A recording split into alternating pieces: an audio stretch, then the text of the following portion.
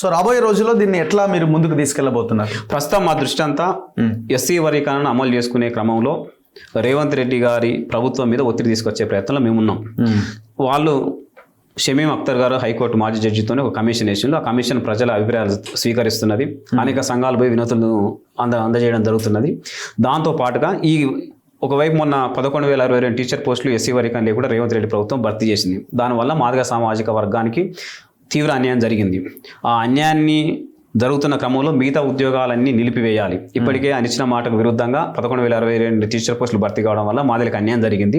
మిగతా టీచర్ పోస్టులన్నీ భర్తీ చేయడం నిలిపివేసి ఎస్సీ వర్గీకరణ వెంటనే అమలు తీసుకురావాలని దాని మీద మా కార్యాచరణ కొనసాగుతుంది. దానికోసం ఇప్పుడు తెలంగాణ రాష్ట్ర వ్యాప్తంగా అన్ని జిల్లాల్లో మా సభలు పెట్టుకుంటూ వస్తున్నాం.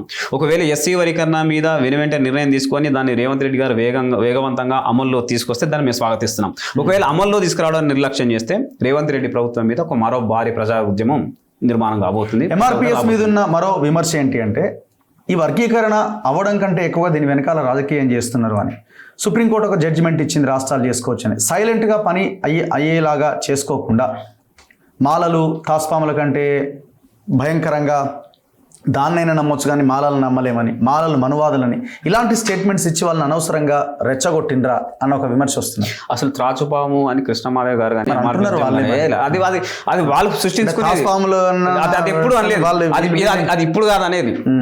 ఒకనాడు 2000 సంవత్సరం 2001 మొదటి దశలో వాళ్ళు ఫైనాన్షియల్ గా గట్టిగా ఉన్నారు, వాళ్ళు మొత్తం వాళ్ళే దొబ్బి తింటున్నారు.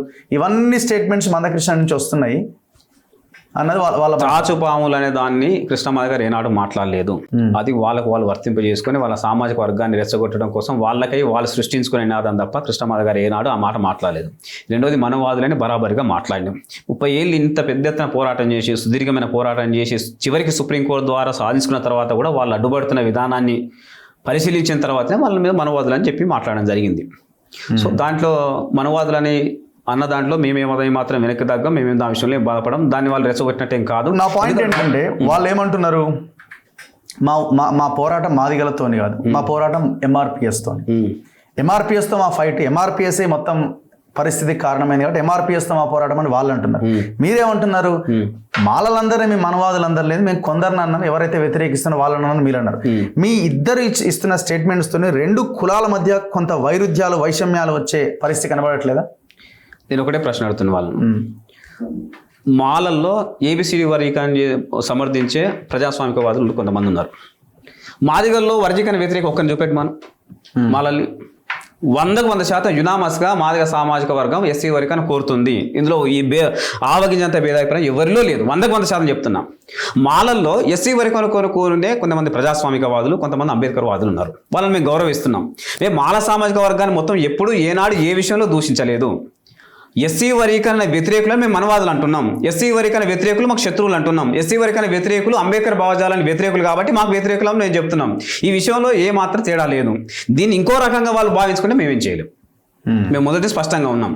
రెండోది, మేము నిజంగా మాల సామాజిక వర్గం పట్ల ఏదైనా విద్వేషపూరితంగా ఉన్నా లేదా వాళ్ళ పట్ల ఏదైనా కక్షపూరితంగా ఉన్నా చాలా సందర్భాల్లో వాళ్ళకి మేము అండగా నిలబెట్టేవాళ్ళం కాదు. నిన్న శంకర్రావు గారు అక్కడ మాట్లాడండి కదా సభలో, శంకర్రావు గారి మీద సబితా ఇందర్ రెడ్డి కొడుకులు ఎల్బీ నగర్ చౌరస్తాలో బట్టలు విప్పి దాడి చేసి పరిగెత్తికించుకుంటూ కొడితే శంకర్రావును అదే ప్లేస్ తీసుకొచ్చి అక్కడ పెద్ద ర్యాలీ నిర్వహించి శంకర్రావుకు పాలాభిషేకం చేసి ఆయన ఆత్మగౌరవ సభ జరిపింది ఎవరు? ఎంఆర్పిఎస్ కాదా? మందకృష్ణమాదేవ్ గారు కాదా? గీతారెడ్డి గారిని కోదండరామ్ గారు తిట్టినప్పుడు కోదండరామ్ ఇల్లు ముట్టడించి గీతారెడ్డి గారికి క్షమాపణ చెప్పించింది ఎంఆర్పిఎస్ కాదా?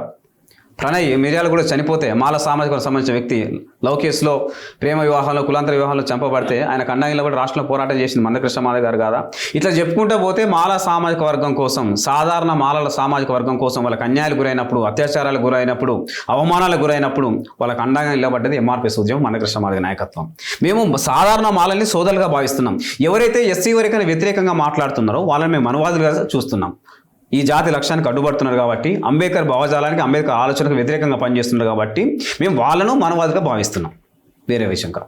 సో ఎట్టి పరిస్థితుల్లో దీంట్లో రాజకీయం లేదంటారు. మీకు కావాల్సింది కేవలం 100% ఇందులో రాజకీయం ఏమీ లేదు. మాకు 100% వర్గీకరణ ప్రయోజనాలు, స్వార్థ రాజకీయాలు, లేకపోతే ఒక పార్టీ గెలవాలన్న ఒక ఆలోచన విధానము ఎక్కడ ఏ పరిస్థితిలో లేదా? మేము ఏ పార్టీ కొమ్ము కష్టంలో కాదు. ఎంఆర్పిఎస్ పూర్తి స్వతంత్ర భావజాలం కలిగినట్టు సంఘం కృష్ణమాదిగ గారి నాయకత్వం పనిచేస్తుంది. మేము ఏదైనా నిర్ణయం తీసుకున్నా, అది రాజకీయ నిర్ణయం కావచ్చు లేదా సామాజిక నిర్ణయాలు కావచ్చు, ఏ నిర్ణయం తీసుకున్నా మా జాతి లక్ష్యమైన వర్గీకరణ సాధన కోసం ఉపయోగపడే నిర్ణయాలే తీసుకున్నాం. మా జాతి ఆత్మగౌరవాన్ని నిలబెట్టే నిర్ణయాలు తీసుకున్నాం తప్పితే ఇందులో స్వార్థ రాజకీయాలు కానీ లేదా స్వీయ ప్రయోజనాల కోసం జరిగిన నిర్ణయాలు ఏమాడు ఈ 30 ఏళ్ళ కాలం నిలబడేది కాదు, నేను తీసుకోలేదు. ఒకవేళ నిజంగా అట్లాంటి నిర్ణయాలు జరిగి ఉంటే ఎంఆర్పిఎస్ ఉద్యమం ఈ రోజు ఈ 30 సంవత్సరాలు నిలబడి ఉండేది కాదు. ఇవాళ దేశంలో, ఆధునిక భారతదేశంలో ఏదైనా ఒక సోషల్ మీడియా 30 సంవత్సరాలు నిలబడి ఉన్నదా? ఒక ఎంఆర్పిఎస్ఏ నిలబడి ఉన్నది. ఎందుకు? అది నిజంగా మొదటి నుండి స్వతంత్రత ఉన్నది కాబట్టి, కృష్ణమాదిగ గారు స్వతంత్ర నిర్ణయాలు, జాతి ప్రయోజనాలకు అనుగుణ నిర్ణయాలు తీసుకున్నారు కాబట్టి 30 ఏళ్ళు ప్రజల ఆదరణతో నిలబడగలిగి ఉన్నది. ఈ ప్రయాణాన్ని సరిగ్గా అర్థం చేసుకోలేని వాళ్ళు స్వప్రయోజనాల కోసం నడుస్తున్న ఉద్యమాన్ని, కొందరి రాజకీయ ప్రయోజనాల కోసం నడుస్తున్న ఉద్యమం అని చెప్పేసి అవాకు చెవాకులు పెడుతున్నారు తప్ప అందులో ఆవగింజంత నిజం కూడా లేదని మేము స్పష్టంగా తెలుసు.